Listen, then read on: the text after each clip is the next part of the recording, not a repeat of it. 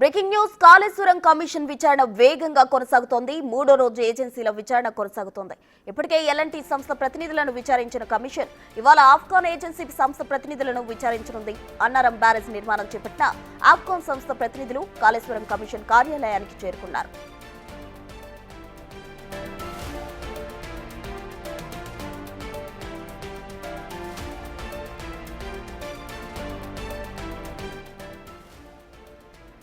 Breaking news చూస్తున్నాం. Kaleshwaram commission విచారణ మూడో రోజుకు చేరుకుంది. అయితే ఈ రోజు ఆఫ్కాన్ ఏజెన్సీ ప్రతినిధులను అయితే విచారించనున్నారు. కాళేశ్వరం కమిషన్ కి సంబంధించిన అధికారులు ఇప్పటికే ఎల్ఎన్టీ సంస్థ ప్రతినిధులను కమిషన్ విచారించింది.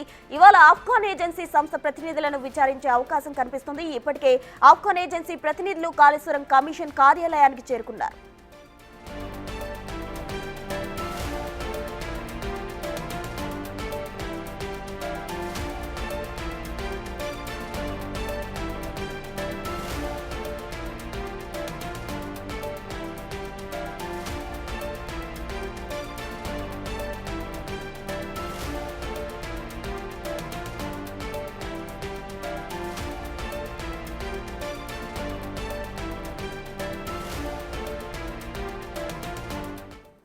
కాళేశ్వరం కమిషన్ విచారణ మూడో రోజుకు చేరుకుంది. ఇవాళ ఆఫ్కాన్ సంస్థ ప్రతినిధులను కమిషన్ విచారించనుంది. పూర్తి వివరాలు మా ప్రతినిధి వెంకట్ అందిస్తారు. వెంకట్,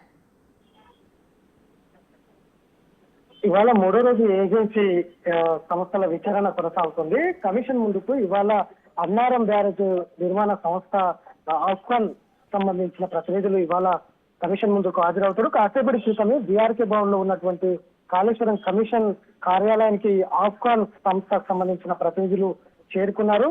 మేడిగడ్డకు సంబంధించి మేడిగడ్డ, కుందిల్లా ఈ రెండు బ్యారేజీలకు సంబంధించిన ఏజెన్సీ సంస్థలను గత 2 రోజులుగా విచారించింది కమిషన్. ఇవాళ అన్నారం బ్యారేజీకి సంబంధించిన ప్రతినిధులను విచారించే అవకాశం కనిపిస్తుంది. ప్రధానంగా మేడిగడ్డ, అన్నారం ఈ 2 బ్యారేజీలు మేడిగడ్డ కుంగిపోయిన తర్వాత అన్నారం బ్యారేజ్ కోతకు గురైంది. కింది స్థాయిలో పూర్తి స్థాయిలో ఇసుక మొత్తం కూడా జారిపోవడంతో పునాదులు దెబ్బతిన్నాయి, పెద్ద పెద్ద బొంగలు ఏర్పడ్డాయి.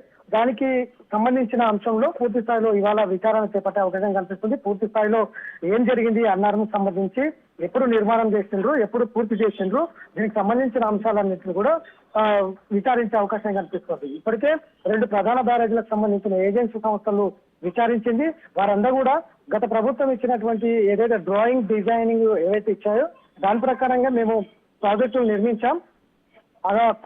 ఆ కుంగుబాటికి ఏదైతే ఉందో ఆ డ్యామేజ్కి సంబంధించి, లీకేజీలకు సంబంధించి మాకు ఎలాంటి సంబంధం లేదని ఆ 2 ఏజెన్సీ సంస్థలు చెప్తాయి. మేడిగడ్డ కావచ్చు, కుందిలకు సంబంధించి. ఇవాళ అన్నారం బ్యారేజీకి సంబంధించిన ఏజెన్సీ సంస్థ ఏం చెప్పబోతుంది, ఎందుకు గుంతలు ఏర్పడ్డాయి నిర్మాణం తర్వాత, ఎందుకు ఈ ఏజెన్సీ సంస్థలు బ్యారేజీల నిర్మాణం తర్వాత లోపాలు గుర్తించాయి, బ్యారేజీకి ముందే ఎందుకు లోపాలు గుర్తించలేకపోయాయి. ఈ విధమైనటువంటి స్ట్రక్చర్ తో నిర్మాణం జరిగితే ఖచ్చితంగా ఈ లోపాలు సంభవిస్తాయి, అట్లనే లీకేజీలు సంభవిస్తాయి, డ్యామేజీలు అవుతాయని ఎందుకు నిర్మాణ సంస్థలు చెప్పలేదు. కేవలం ప్రజా ప్రయోజనాలు కాకుండా లాభార్జనాల కోసమే ఈ బ్యారేజీలు నిర్మించారా అనే అనుమానాలు పెద్ద ఎత్తున వ్యక్తమవుతున్నాయి. అందులో భాగంగానే కమిషన్ ఆ వైపుకు దృష్టి పెట్టింది.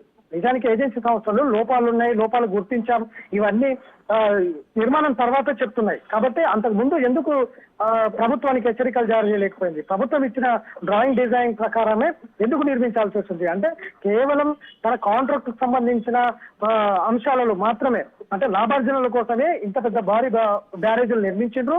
ఆ తర్వాత లోపాలు గుర్తించిండ్రు, ఆ తర్వాత కుంగుబాటు గురయ్యాయి. ఇదంతా ఉన్నాయి కాబట్టి కమిషన్ ఆ వైపు అడుగులు వేస్తుంది. మొత్తం పూర్తి స్థాయిలో ఒక నివేదిక తయారు చేసే పనిలో ఉన్నది. కాబట్టి ఇవాళ చివరి రోజు అన్నారం సంబంధించిన ఆఫ్కాన్ అండ్ విజేత ఈ 2 సంస్థలు జాయింట్ గా అన్నారం బ్యారేజ్ నిర్మాణం చేస్తే ఈ కుంగుబాటుకు సంబంధించి గతంలోనే మాకు ఆ కుంగుబాటుకి ఎలాంటి సంబంధం లేదని ఆఫ్కాన్ సంస్థ ప్రకటించింది. కానీ ఇవాళ కమిషన్ ముందు ఏం చెప్పబోతున్నాయి అనేది అయితే ప్రధానంగా చూడాలి. దాంతో పాటు ఏవైతే ఏజెన్సీ సంస్థలు గతం నుంచి కూడా 2016 ఒప్పందాలు కుదుర్చుకున్న తర్వాత ఇప్పటి వరకు ఎంత పెద్ద మొత్తంలో నిధులు సేకరించారో, డబ్బులు తీసుకున్నారు, ఈ సంస్థకు సంబంధించి ఈ ప్రభుత్వం నుంచి తీసుకున్నారా లేదంటే కార్పొరేషన్ చెల్లించాయా అనే దాని మీద కూడా పూర్తి స్థాయిలో విచారణ చేపడుతున్నటువంటి నేపథ్యం ఉంది. ఇక ఇవాళ ఈ ఆఫ్కాన్ సంస్థ చివరి ఏజెన్సీ సంస్థలు 3 ఏజెన్సీ సంస్థలు చివరి సంస్థ. ఈ విచారణ సంస్థలు అయిన తర్వాత సోమవారం రోజు రఘు ఏదైతే జేఏసీ నేతగా ఉన్నారాయన గత తెలంగాణ ఉద్యమంలో కీలక పాత్ర పోషించారు. అట్లనే ఈ ప్రాజెక్టు బ్యారేజీ మీద పూర్తిగా అవగాహన కలిగిన నేత. అటు విద్యుత్ ఒప్పందాలు కావచ్చు, ఇటు కాళేశ్వరం నిర్మాణాలు కావచ్చు, తెలంగాణ ఏర్పడిన తర్వాత 10 ఏళ్లలో ఏ విధమైనటువంటి అభివృద్ధి చెందిందన్న దాంట్లో కీలకంగా రఘు ఒక అవగాహన ఉన్న నేత, అవగాహన ఉన్న వ్యక్తి. అట్లనే కోదండరాం కావచ్చు, రఘు కావచ్చు, ఇట్లాంటి నేతలందరూ కూడా కొంత అవగాహన ఉంది. ఈ అవగాహన ఎవరైతే ఎక్స్పర్ట్ ఉన్నారో ఈ ఎక్స్పర్ట్ ను కూడా విచారిస్తుంది కమిషన్. అందులో భాగంగానే సోమవారం రోజు రఘు విచారణకు రాబోతున్నారు. ఆయన కాళేశ్వరం పైన వైఫల్యాల పైన అఫిడవిట్లు దాఖలు చేసిండ్రు. కాళేశ్వరం నిర్మాణం ఏ విధంగా జరిగింది, ఎందుకు వైఫల్యం చెందింది, ఎందుకు లొకేషన్ మార్పులు చేసిండ్రు, ఎందుకు తుమ్మిడేటి నుంచి మేడగడ్డకు మార్చారు, ఇట్లాంటి అంశాలన్నీ కూడా వైఫల్యాల మీద ఆయన కమిషన్ కు అఫిడవిట్లు జారీ చేసిండ్రు. అఫిడవిట్లు సమర్పించారు. ఆ అఫిడవిట్ల ఆధారంగా సోమవారం రోజు రఘును విచారించే అవకాశం అయితే కనిపిస్తుంది.